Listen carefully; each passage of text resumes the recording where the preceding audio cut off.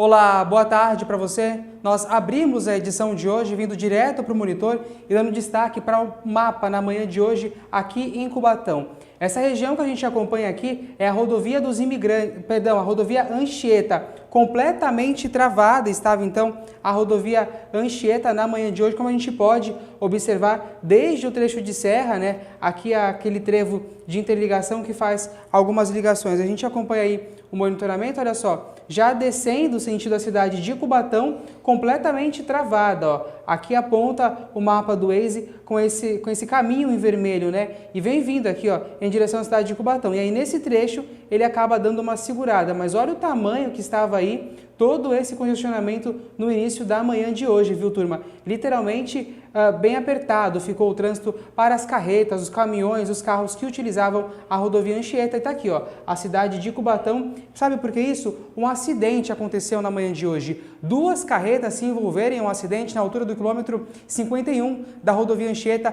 aqui na altura de Cubatão, como a gente acompanha agora nas imagens, tá? Segundo a Ecovias Imigrantes, o acidente se deu aí por volta das 7 da manhã e precisou interditar a faixa 2 da via por volta deste horário, né, às 7 da manhã. Já por volta de 8h30 da manhã, a rodovia registrava 7 quilômetros de congestionamento, como a gente pode acompanhar também nessas imagens, né? A rodovia completamente travada, parada, muitos caminhões ali na rodovia Anchieta, porque é justamente essa rodovia que os caminhões utilizam para acessar aqui a nossa região e principalmente o maior porto da América Latina. Até o momento em que checamos as informações, a concessionária Ecovias Imigrantes informou que não havia o registro de nenhuma pessoa ferida por conta deste acidente, ainda bem que assim seja. Tem também as fotos, né, que o CCI da Artesp colocou no site para a imprensa. A gente acompanha também essas fotos, né, esse monitoramento por parte da própria Artesp, assim como as imagens da Ecovias que a gente vai acompanhando aí na sua tela. O Lucas Sena vai acompanhar, vai monitorar ao longo da segunda edição e a gente traz essas informações para você aqui no nosso Últimas Notícias, segunda edição, logo mais às 6h15 com o Lucas Sena. Veja agora outros destaques do dia. Cubatão prorroga prazo do Refis até o dia 16 de abril. Ministério da Educação anuncia a lista de aprovados do SISU. Cubatão define regras para a circulação de ciclomotores e bicicletas elétricas. Ontem no esporte foi um jogo de vira-vira. Na última virada, o Santos perdeu para a Chapecoense. Hoje é quinta-feira, 29 de janeiro de 2026. O seu N1 está no ar.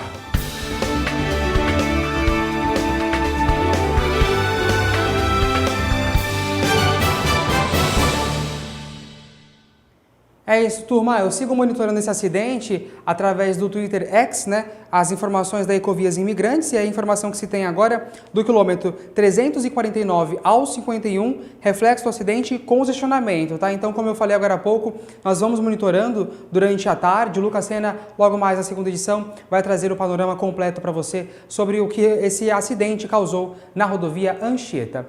A Agência Brasil vai ser espelhada na tela para a gente acompanhar as informações aqui do Bolsa Família, porque a Caixa começa a pagar os beneficiários com o NIS de final número 9, com adicionais no valor médio do benefício em R$ 697,77. Vai subir a tela para a gente acompanhar, então, as informações. A Caixa Econômica Federal começa a pagar hoje, quinta-feira, a parcela de janeiro do Bolsa Família aos beneficiários de inscrição no final 9, né? O valor mínimo corresponde à parcela de R$ 600, com os valores adicionais, a média do benefício sobe para 697, como eu acabei de falar. Segundo o Ministério, neste mês aí, o programa de transferência de renda do governo federal alcança 18 milhões, né? Mais de 18 milhões, com gasto de 13 bilhões. E aqui vem descrevendo, né, os benefícios e os adicionais. O Vini vai subir para a gente aqui poder acompanhar outras informações. Pagamento unificado, aí tem também aqui falando sobre as cidades, os municípios, né, outros estados também que estão sendo discriminados aqui. O Vini sobe mais um pouquinho para a gente. Ô Vini, eu vi que você separou ali uma telinha que tem, né, com as datas. Ali fala sobre o auxílio gás, está aqui, ó, os números, né, do NIS e o pagamento, 1,19, 2,20, 3,21 e assim vai uma sequência. E aí aqui o 9,29, quem é do número 0, dia 30, amanhã, então recebendo aí a parcela do Bolsa Família. Valeu, Vini, muito obrigado. Para você que recebe o Bolsa Família, né, fica atento a essa notícia. Falamos agora que a Prefeitura de Cubatão prorrogou o prazo do Refis. Os contribuintes terão até o dia 16 de abril para regularizar os débitos com o município. O Refis de Cubatão já está aberto e permite a renegociação de todos os tipos de débitos, inclusive os que estão em juízo. O pagamento pode ser feito à vista ou parcelado em até 120 vezes, com descontos que variam conforme a forma de pagamento. O Refis ele está aberto e a adesão pode ser feita por qualquer tipo de débito, seja ele débito tributário, não tributário, ajuizado, não ajuizado. A gente permite a adesão ao Refis por qualquer tipo de débito. O Refis ele foi desenhado na lei da seguinte forma: você pode pagar à vista ou parcelar em até 120 vezes. Então, se você pagar à vista, 100% de descontos em juros e multas. Se você pagar parcelado, quanto mais parcelado você pagar, menos desconto você vai ter. Então, a parcela mínima que o contribuinte pode aderir é R$100, mas esse desconto ele é proporcional à quantidade de parcelas que a pessoa adere. Para aderir ao Refis, a gente pede basicamente os documentos pessoais. Se for pessoa física, RG, CPF, comprovante de residência. Se for pessoa jurídica, comprovante, o CNPJ, a representatividade legal, a procuração, né, e o contrato social ou um documento que comprove a constituição da empresa. O Refis permite acordo extrajudicial com possibilidade de suspensão ou arquivamento do processo. Quem não aderir no prazo terá o débito inscrito em dívida ativa. O Refis, que é um programa de recuperação fiscal no município, ele tem a possibilidade do acordo extrajudicial, que nada mais é do que o contribuinte vir até a prefeitura, procurar o guichê da arrecadação ou da procuradoria fiscal e, no caso do débito ajuizado, ele poder fazer ali a declaração de anuência da adesão ao Refis e ele fazer um acordo extrajudicial. Né? E esse acordo extrajudicial será comunicado ao judiciário, o parcelamento ou pagamento à vista, e no caso de pagamento à vista, o processo será arquivado judicialmente e encerrado a questão, e no caso de parcelamento, o processo judicial fica suspenso até que se pague todo o parcelamento e a pessoa também fica suspensa de receber qualquer tipo de penhora. Passou do prazo do vencimento do débito, nós encaminhamos o débito para a dívida ativa e em consequência, para ajuizamento, né, que a gente chama de uma ação de execução fiscal. Essa ação de execução fiscal, uma vez protocolada no judiciário, ela pode ter como consequência a penhora da conta corrente do contribuinte, que não pagou o tributo, para fazer valer o crédito da prefeitura, ou a penhora de bens, como carros ou casa. Então, assim, é preocupante. A Prefeitura de Cubatão prorrogou o prazo para adesão ao Refis. Os contribuintes devem procurar a Prefeitura em dias úteis dentro do horário comercial até o dia 17 de abril. O secretário de Finanças, Luiz Maia, alerta para que ninguém perca esta oportunidade. Então, de segunda a sexta-feira, das 10 da manhã às 16 horas da tarde, você pode procurar a Prefeitura no guichê da arrecadação e da Procuradoria Fiscal e manifestar a sua vontade de fazer adesão ao Programa de Recuperação Fiscal. A Prefeitura dispõe de um WhatsApp, né, um WhatsApp que ele é interativo, né, então é o 3362-4402. Então lá a pessoa pode ter orientações da documentação necessária sobre o Refis. É isso, você então contribuinte cubatense, fica atento ao prazo agora até dia 16 de abril com essa prorrogação por parte da Administração Municipal de Cubatão. O Ministério da Educação anunciou a lista de aprovados do SISU, que utiliza as notas do Enem para alocar vagas em universidades públicas. Mais de 1.300.000 estudantes participaram do processo seletivo para disputar mais de 260.000 vagas distribuídas em cerca de 6.800 cursos ofertados por instituições públicas aqui do nosso país. Os candidatos podem acessar o resultado através do Portal Único de Acesso ao Ensino Superior, disponível no site oficial do MEC. Aqueles que foram selecionados devem efetuar suas matrículas amanhã, sexta-feira, dia 30. Mesmo prazo se aplica aos estudantes não selecionados inicialmente que desejam manifestar interesse em participar da lista de espera. A gente volta a monitorar o Agência Brasil, ainda falando em educação, porque tem informações do ProUni, é o que a gente vai acompanhar agora. ProUni 2026. Prazo de inscrição para o primeiro semestre termina hoje, quinta-feira. Então você que está se programando para o ProUni, fique atento. Vamos acompanhar qual é a notícia, qual é a informação, o Vini vai colocar aqui para a gente, né? A inscrição é gratuita, feita somente pelo portal único de acesso ao ensino superior, como eu acabei de falar em relação à notícia anterior, né? Ali por parte do login no gov.br, a plataforma unificada que tudo nós fazemos agora pelo gov.br. A consulta às vagas oferecidas pelas instituições privadas de ensino superior também está disponível no portal de acesso único ao ensino superior. Os candidatos podem pesquisar as vagas de interesse por curso, turno e instituições de ensino. O município também oferta. O programa do Ministério da Educação oferece bolsas de estudo integrais, parciais, em cursos de nível superior. Tem a parte da inscrição aqui, vamos dar uma acompanhadinha, olha só. São requisitos aí para inscrição que o candidato tenha completado o ensino médio, participado das edições do Enem de 2024, 25, obtido o mínimo aí 250 pontos, né, no exame. E aí tem outras informações também relacionadas à bolsa, então você que está interessado em educação, fica atento aí, o Vini espelhando também em tela cheia para você essas informações aqui no nosso UN1. A gente vai monitorando e acompanhando o que está rolando aqui com essas informações do ProUni, né? De acordo com o edital, são realizadas aí 2 chamadas do participante pré-selecionados. O resultado da primeira chamada, aí ProUni 1/2026, será até o dia 3 de fevereiro. E tá aí as informações então para você no Agência Brasil, você estudante, fique ligado em relação ao ProUni. Por aqui nós seguimos para falar que o nível dos reservatórios que abastecem a região metropolitana de São Paulo aumentou devido às fortes chuvas recentes. O índice subiu de 27,7% para 33,3%. Apesar disso, o governo estadual continua a enfatizar a necessidade, turma, de economizar água. Apesar do aumento nos níveis gerais dos reservatórios na Grande São Paulo e aqui no litoral paulista, o sistema Cantareira teve uma recuperação mais modesta. Este sistema é responsável por fornecer água para cerca de 40% da população local e passou de 19% para 21,6%. A diferença se deve ao fato do Cantareira ser alimentado por rios situados na divisa com Minas Gerais. A região tem recebido menos chuva em comparação à capital e outras regiões. Depois do intervalo, o Cubatão define regras para a circulação de ciclomotores e bicicletas elétricas, assim como outros veículos. Ontem no esporte foi um jogo de vira-vira e na última virada o Santos perdeu para a Chapecoense. Imagens do Pier do Jardim Casqueiro para você. O tempo aqui na bem amada Cubatão, né? Tem virada no tempo, nós vamos falar sobre isso daqui a pouco, depois do intervalo. Nós estamos também para você pelas redes sociais. TV Câmara Cubatão no Instagram, YouTube, também no Facebook. Os termômetros marcam agora 31 graus, não sai daí, voltamos já.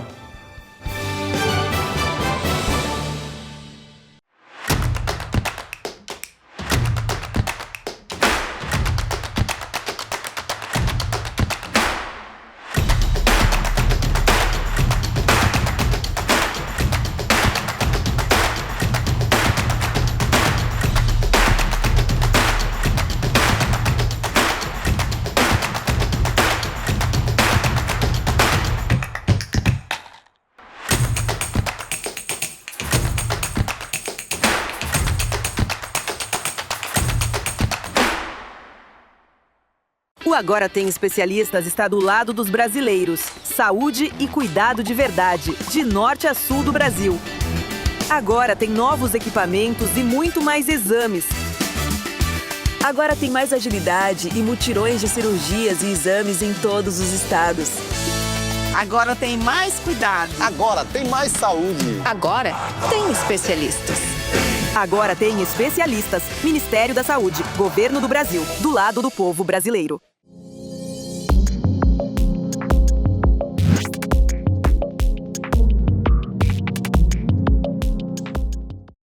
Quando fez aquela curva que eu vi o carro arrastando pro lado, eu falei, Deus, agora é você e eu. A gente tava vindo de um aniversário, todo mundo muito feliz, mas naquela pista, uma pista muito cheia de curvas e tal. Passou da pista, que passou direto, e aí o pessoal chegando, eu falo, não liga pro SAMU, liga pro SAMU. E aí o SAMU chegou, o veículo chegou com 2 ambulâncias, num atendimento muito humanizado, tanto físico da gente como emocional. O SAMU é essencial, o SAMU salva vidas. Já estamos de volta com o seu Últimas Notícias, primeira edição. E agora a prestação de serviço, monitorando a estrada para você. Agora há pouco nós falamos sobre um acidente na Anchieta. O Vini vai abrir o trevo de Cubatão para a gente, para acompanhar o quilômetro 55. Aparentemente tudo tranquilo, tudo numa nice, né? Entroncamento aqui, Anchieta, Cônigo Domênico, Padre Manuel da Nóbrega, tudo fluindo numa nice, numa boa realmente. Próxima câmera, Vini, por favor, para a gente acompanhar e monitorar. Olha essa imagem, mais uma vez a Ecovias virando para a estrada. Essa aqui é a Anchieta, ao fundo a Imigrantes, gigantesca lá, né? Aparentemente agora a Anchieta está fluindo, né? Sem congestionamento de caminhões, então parece que o fluxo do acidente já se deu aí, já foi se dissipando, né? Quilômetro 43 aí nas imagens para você, aliás, uma bela de uma imagem. Próxima câmera, Vini, por favor, para a gente acompanhar. A Anchieta ok lá em cima, mais uma câmera para a gente monitorar. Trevo lá no Volkswagen, em São Paulo, 23 também tranquilo. Próximo para a gente ver. Pedágio, Imigrantes, 32, com uma certa quantidade de veículos, né? Uma certa quantidade de carros. Próxima câmera para a gente poder dar uma olhadinha. Planalto, quilômetro 40, aí já os carros ali em movimento na rodovia dos Imigrantes, né? A gente pode acompanhar que o sol prevalece, mas daqui a pouco esse cenário vai mudar. Operação 5x5 nas estradas, muito obrigado, Vini. Aí com as imagens, né, a tela da Ecovias, falando em trânsito, a gente fala agora que a cidade de Cubatão definiu regras para a circulação de ciclomotores, bicicletas elétricas e também autopropelidos. Eu fui até a CMT entender melhor essas regras, essas mudanças que vão acontecer aqui na cidade, e eu te conto agora. Bicicletas elétricas, ciclomotores e veículos autopropelidos ganham mais espaço nas ruas a cada dia.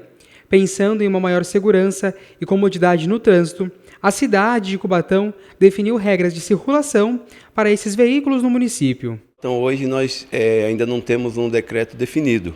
Nós vamos fazer a fiscalização toda pelos próprios CTB, pela resolução 966 de 2023, onde no começo agora vai ser mais para fiscalização e orientação aos munícipes, né? São considerados ciclomotores os veículos de 2 ou 3 rodas semelhantes às motocicletas. Já as bicicletas elétricas são semelhantes às tradicionais, porém contam com motor. Os autopropelidos entram os equipamentos, patinetes, skates, monociclos, todos esses elétricos. Com as novas regras em Cubatão, o descumprimento da resolução poderá acarretar alguma consequência ao condutor. Em relação às bicicletas elétricas, serão sempre a 32 km, 1000 watts de potência, né? E alguns equipamentos que são obrigatórios, né? Retrovisor, o capacete não é obrigatório, é sugerido, né? Os autopropelidos e os monociclos, triciclos, né? Esses também são a 32 km por hora. Esses serão todos na fiscalização, esses não têm multas, né? O ciclomotor, esse ano já tem multa, eles são obrigados a emplacar e licenciar. Esses vão ser feitas multas pelo CTB, tá? Nós podemos enquadrar ele até no enquadramento 65991, né? Vai ser feita, se já tiver a placa, vai ser feita pela placa do ciclomotor, né? É uma multa gravíssima, 7 pontos na habilitação. Para alinhar as estratégias e definições da novidade no município, a Companhia Municipal de Trânsito, a Guarda Civil de Cubatão, junto ao Detran e a Polícia Militar, se reuniram para esclarecer dúvidas em uma ação conjunta.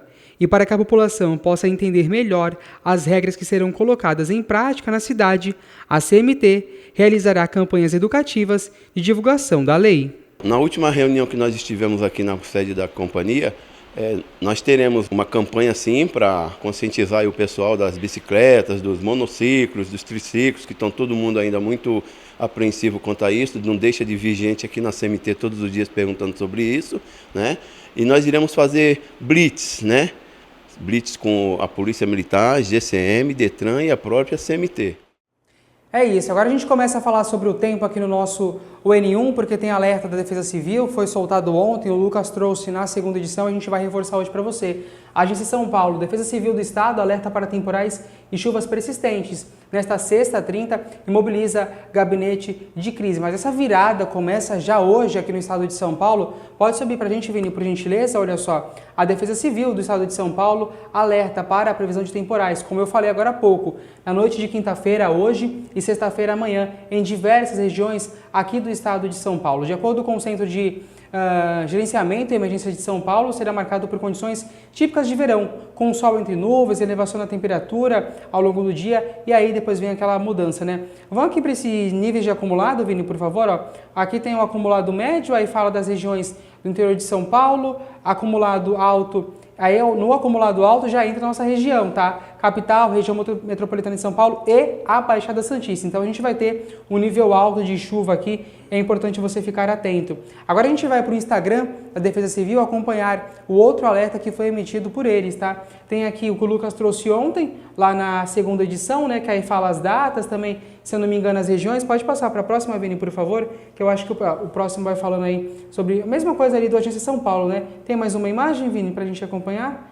A chuva generalizada, persistente, o telefone da Defesa Civil 199 e tem o vídeo lá. Vamos no vídeo, Vini, por favor. A Tenente Ludmila, que já conversou com o nosso jornalismo, ela falou sobre esse alerta, né? Aqui tem toda a descrição, tá? Principalmente em caso de urgência 199. Vamos ouvir o que a Tenente Ludmila falou. Acompanhe só. Atenção! A Defesa Civil alerta para condições meteorológicas que favorecerá a formação de fortes chuvas para quinta-feira, dia 29 e sexta-feira, dia 30.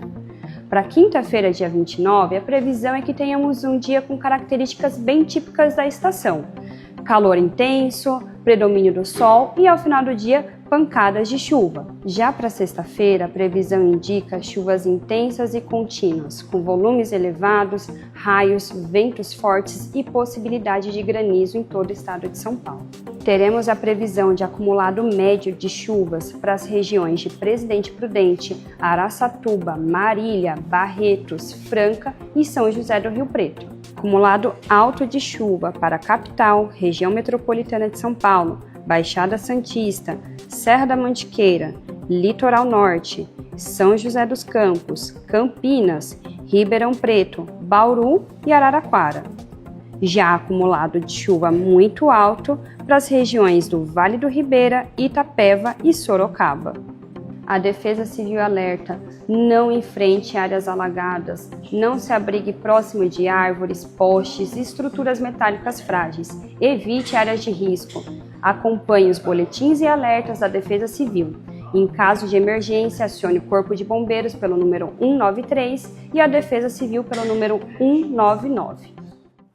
É isso, fica o alerta então da Tenente Ludmila, da Defesa Civil do Estado de São Paulo. E a gente monitora agora aqui a nossa cidade de Cubatão, né, com o Pier do Jardim Casqueiro para você na sua tela. O clima que está rolando agora na sua hora do almoço, tem, como eu falei, chuva forte, até o IMET, tá? O Instituto Nacional de Meteorologia já está prevendo essa mudança no tempo, rajadas de vento de 21 km por hora, as condições de mudança no período da tarde por volta de 4, 5 horas da tarde. Agora, apesar das nuvens, os termômetros marcam aí 31 graus e no alerta do IMET é de chuva com raios, tá, turma? Que ainda deixa mais em alerta para a gente ficar ligado no clima. A gente acompanha mais detalhes agora na previsão com a repórter Cris Castanheira.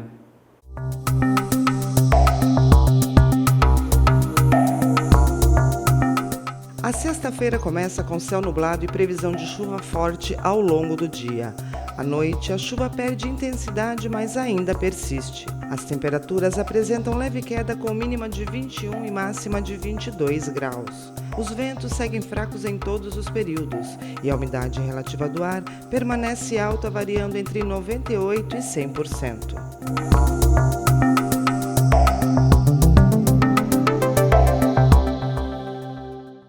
Obrigado, Cris. E agora no esporte, a gente vai falar que mais uma vez o Santos perdeu. É isso então, como eu falei antes da vinheta, vamos falar sobre o Santos que perdeu mais uma vez. Lucas Sena vai chegar para cá. Sena, boa tarde para você. Tudo bem? Como é que você tá? Mais um placar aí para o Santos que não foi favorável, né? Antes de você começar a falar, e aí, Cauã, foi um placar horrível? Horrível. Ó, Cauã, a gente muda de assunto para falar do Santos aqui, que acabou de me chegar dizendo que você é o moranguinho aqui do Nordeste. Não entendi, mas foi o que eu recebi. Turma, vamos pro esporte agora, porque ontem, um jogo de vira-vira, na última virada, o Santos perdeu para Chapecoense. Lucas, boa tarde. Boa tarde, Jefferson Santos. E o nosso moranguinho do Nordeste não gostou, né? Agora eu entendi porque o Cauã estava ouvindo essa música, né? Agora faz muito sentido. Num jogo lá em Chapecó, no oeste de Santa Catarina, numa partida onde o Chapecoense finalizou 4 vezes em direção ao Santos, foi lá e fez 4 gols gols, o Santos finalizou 8 e só conseguiu fazer 2. E nós vamos conferir o que aconteceu agora. Primeiro lance da partida, a Chapecoense tentou ali uma troca de passes, conseguiu desafogar do campo defensivo, fez esse passe, o zagueiro Alexis Duarte não soube o que fazer, Gabriel Brazão foi lá, teve que cometer o pênalti para evitar de tomar um gol, né? Você está pensando, deu certo? Infelizmente não deu certo, a gente está vendo o replay ali do lance, pênalti muito bem marcado para cima do jogador, foi lá, o mesmo que sofreu o pênalti foi lá, fez a cobrança e assim abriu o placar para a equipe do Santos. Gabriel Brazão tentou evitar, mas não conseguiu.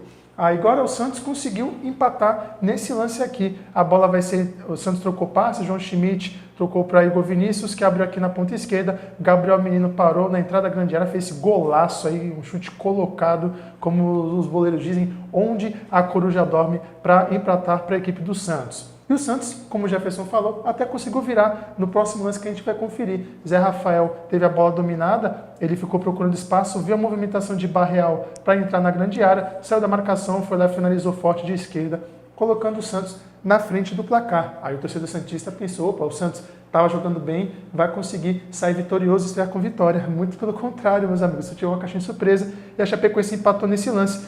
Escanteio na área, ninguém prestou atenção. Igor Militão chegou finalizando ali, batendo forte, a zaga santista cochilando mais uma vez.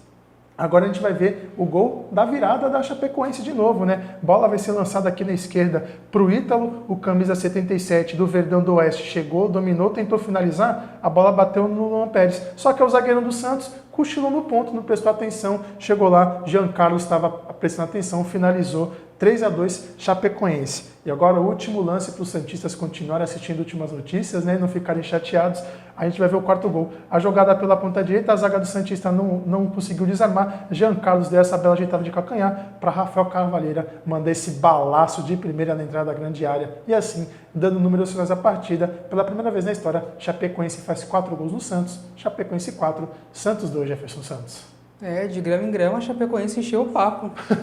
Olha só, a Palmeiras sai na frente, mas cede o empate para o Atlético Mineiro. É isso, Jefferson Santos, na capital mineira, em Belo Horizonte, um dos grandes jogos, né, as grandes equipes do nosso futebol brasileiro. E quem saiu na frente nesse jogo foi o Palmeiras, nesse lance. Cobrança de escanteio, bola na área, Flaco Lopes soube mais que todo mundo. Everson saiu, não conseguiu socar sobre borboleta. Flaco Lopes empatou, abriu o placar para a equipe do Palmeiras. Agora a gente vai conferir o gol do Atlético Mineiro, que foi nesse lance aqui. Jogada pela ponta direita, cruzamento na grande área, a zaga do Palmeiras tirou mal, tentou finalizar na primeira, na segunda, Vitor Hugo finalizou, a bola passou no meio das pernas do Carlos Miguel, assim, tentou defender, mas não conseguiu, 1-1.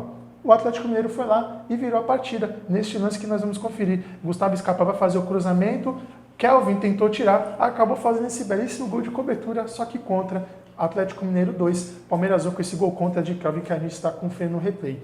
E aí no finalzinho da partida, ali próximo dos acréscimos, Vitor Roque empatou. Carlos Miguel fez essa ligação aqui direta para o ataque, a gente vai conferir que a zaga não conseguiu, a zaga do Atlético Mineiro não conseguiu desviar. Vitor Roque ganhando a marcação, entrou na grande área, finalizou. A bola bateu no Tigrinho, né, o jogador do Palmeiras, assim balançando as redes e dando números finais à partida. Atlético Mineiro 2, Palmeiras 2. Abel Ferreira não gostou muito não, saiu meio chateado, meio irritado, mas Abel Ferreira quando ganha fica irritado, né? Quem dirá quando empata, né, Jefferson?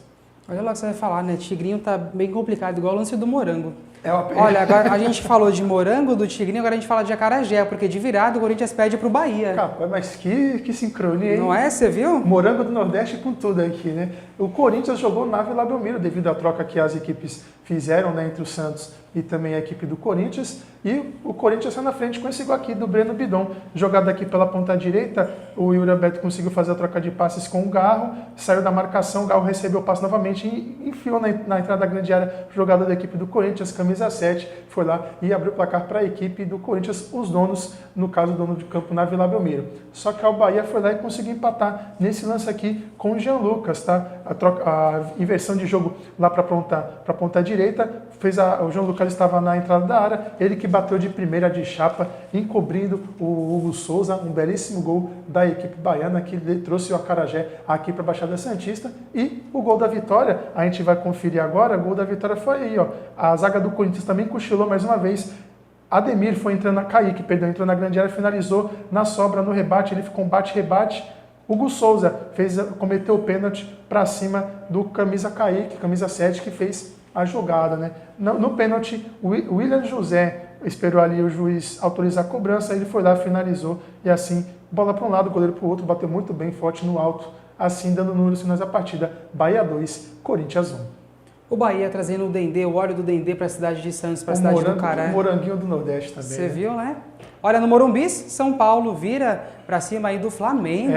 Isso, a gente vem acompanhando a crise do São Paulo no Brasileirão, ela não chegou. A gente vai conferir, quem saiu na frente foi o Flamengo, tá? A troca de passes aqui, a gente está vendo que o jogador do Flamengo está pedindo aqui, a bola foi circundando a área do Tricolor Paulista, a bola na área, ajeitada de peito de Luiz Araújo, Plata estava sozinho, do Luiz Araújo não, perdão, do Pedro, Plata estava sozinho, foi lá e conseguiu balançar as redes pro Carioca, né, pro rubro-negro Carioca. Só que o São Paulo foi atrás do empate, tá? Jogada na ponta esquerda com Ferreirinha, bola na área. Luciano subiu mais que todo mundo e assim balançando as redes, empatando pro tricolor do Morumbi, tá? O camisa 10 do São Paulo fazendo jus a ser o artilheiro da equipe. E o São Paulo foi lá e conseguiu empatar. Nesse lance aqui, ó, a gente vai conferir, troca de passes próxima à entrada da grande área, a bola foi aberta na ponta direita, o São Paulo entrou na grande área, mandou na área, quem estava lá, Danielzinho, contratação do Mirassol, conseguiu ser a marcação e foi lá, balançou as redes, a gente viu a comemoração do Hernan Crespo, que é aquele grito de alívio, e o torcedor São Paulino, Jefferson Santos, fica feliz, comemora 2-1 para cima do Flamengo, o atual campeão do Campeonato Brasileiro. O São Paulo vermelhinho, tá junto com o Morango, né? É Então tá isso, todo mundo feliz no mesmo barco. A gente vai encerrando o nosso N1 justamente agora para fazer jus, né? Junto com o Cauã, parar ali para comer o morango, porque vai ser algo bem saboroso agora na hora do almoço. A gente fica por aqui, voltamos logo mais na segunda edição, mas nós estamos pelas redes sociais, Senna. O Morango que estava muito ansioso para degustar, né? Nas redes sociais da TV Câmara Cubatão, Instagram, Facebook e também no YouTube. Por lá você pode rever as nossas reportagens e também acompanhar a nossa programação ao vivo e ficar muito bem informado do que acontece na Radacés e também no nosso parlamento. Uma ótima tarde para você. Relembrando que eu volto às 6h15 na segunda edição do Seu N. É isso, até amanhã. Tchau.